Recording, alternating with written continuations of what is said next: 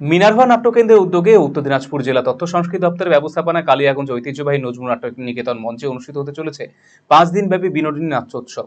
বর্ণাঢ্য শোভাযাত্রার মধ্য দিয়ে 26শে ডিসেম্বর নাট্যোৎসবের সূচনা হবে, চলবে আগামী 30শে ডিসেম্বর পর্যন্ত। নাট্যোৎসবে মালদা, মুর্শিদাবাদ, উত্তর ও দক্ষিণ দিনাজপুর জেলার মোট 10টি নাট্যদল অংশগ্রহণ করেছে। প্রতিদিন সন্ধ্যে 6টা থেকে 2টি করে নাটক মঞ্চস্থ হবে নজরুল নাট্য নিকেতনে।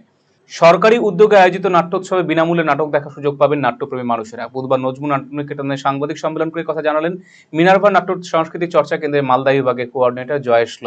এছাড়া উপস্থিত ছিলেন জেলা তথ্য সংস্কৃতি আধিকারিক শুভম চক্রবর্তী, বিশিষ্ট নাট্যকার দেবাশিস পাল সহ বিশিষ্টজনেরা। কালিয়াগঞ্জ শহর নাট্য শহর বলেই পরিচিত, তাই তাদের বিশ্বাস এই 5 দিনব্যাপী বিনোদিনী নাট্য উৎসবে সর্বস্তরের মানুষ উপস্থিত হবেন।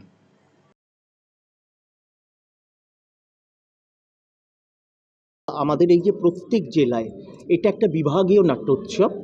এই বিনোদিনী নাট্যোৎসব মিনার্ভা নাট্য সংস্কৃতি চর্চা কেন্দ্র থেকে আয়োজিত তথা তথ্য সংস্কৃতি বিভাগ পশ্চিমবঙ্গ সরকার গণমাধ্যম এমন একটা মাধ্যম যেখান থেকে একজন নয়, হাজারজন নয়, লক্ষাধিক সহস্রাধিক মানুষ জানতে পারে একটা বিষয়ের ব্যাপার।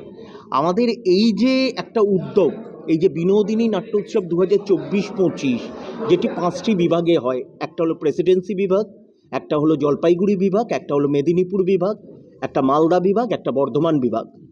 তো আমাদের এর মধ্যে ওই প্রেসিডেন্সি, জলপাইগুড়ি আর মেদিনীপুর বিভাগ শেষ হয়ে গেছে।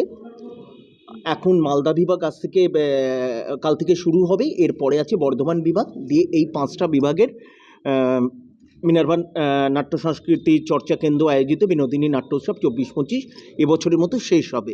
মোট 10টি দল, প্রত্যেক দিন 2টি করে 10টি দল এই যে নাট্যোৎসবে অংশগ্রহণ করবেন।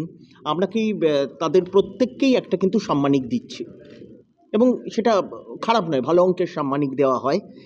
এবং তার থেকে বড় ব্যাপার হলো তাদের উৎসাহ দেওয়া, যে আপনারা আসুন, আপনাদের কাজ আমাদের সামনে মেলে ধরুন, আরও বহু মানুষের কাছে, বহু দর্শকের কাছে আপনাদের কাজ তুলে ধরা, আপনাদের কাজ দেখানো, সেটা আমাদের প্রধান উদ্দেশ্য।